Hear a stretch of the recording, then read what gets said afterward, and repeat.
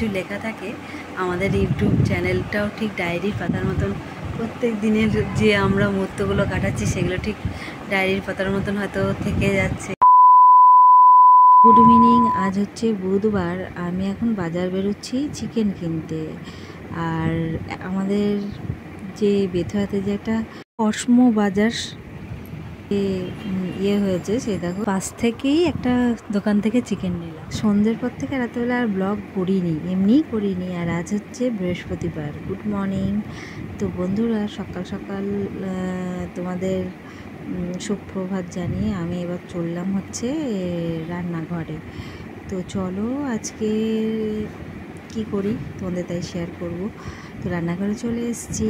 আর এসেই প্রথমেই আমি ওই কালকে বললাম না যে চিকেন আনতে গিয়েছিলাম, তো চিকেন তো হাজব্যান্ড করেছিল কালকে রাতে দিয়ে, তো যে কটা পড়ে আছে, আর যেহেতু বৃহস্পতিবার ছেলে আর হাজব্যান্ডকে গরম করে দিয়ে দেবো। আর আমি আজকে আলুর দম করব আর একবারে খাওয়ার সময় ডিম ভাজবো। তো চলো আলুর দমের জন্য আলুটা সেদ্ধ করে নিচ্ছি।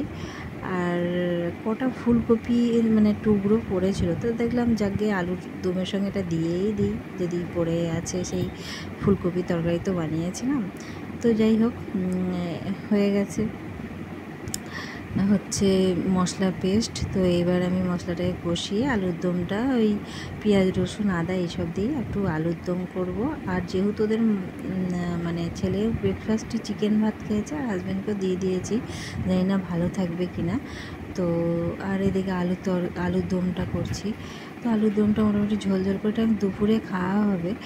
আর তারপরে আমি দুপুরে খাওয়ার টাইমে এলাম। এখন ডিম ভেজে নেবো।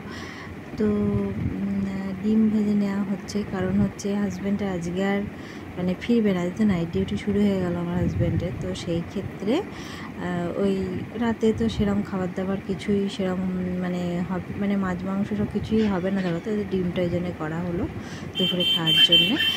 তো চলো। তো বন্ধুরা, এখন মোটামুটি বিকাল হয়ে গেছে আর আমাদের খাওয়া দাওয়া তো কখন হয়ে গেছে, তারপর তো তোমাদের সামনে আসা হয়নি। তো এইভাবেই আজকে দিনটা কেটে গেল। আজকে ছিল কি বার? বৃহস্পতিবার ছিল আজকে। তো এইভাবেই আমাদের দৈনন্দিন জীবনগুলো, মানে আমরা খুব সিম্পলভাবেই কেটে যাচ্ছে। সত্যি বলতে লোকে বলে না ডায়েরির পাতায় সব কিছু লেখা থাকে। আমাদের ইউটিউব চ্যানেলটাও ঠিক ডায়েরির পাতার মতন প্রত্যেক দিনের যে আমরা মুহূর্তগুলো কাটাচ্ছি সেগুলো ঠিক ডায়েরির পাতার মতন হয়তো থেকে যাচ্ছে।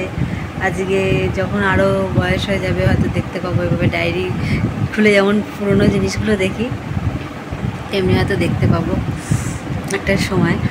তো সেটাই, যে এই সময়টা এরকম ছিলাম, এরকম কেটেছে, যত বয়স হবে ধীরে ধীরে, তাই না?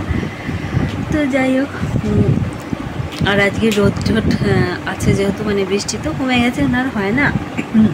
আর এই জন্য বেশ ভালোই।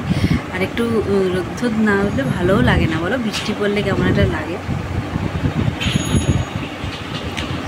তো চলো আজকে এখানেই ব্লগটা শেষ করছি। আগামী নেক্সট ব্লগে আবার তোমাদের সাথে দেখা হচ্ছে। আজকের মতো টাটা।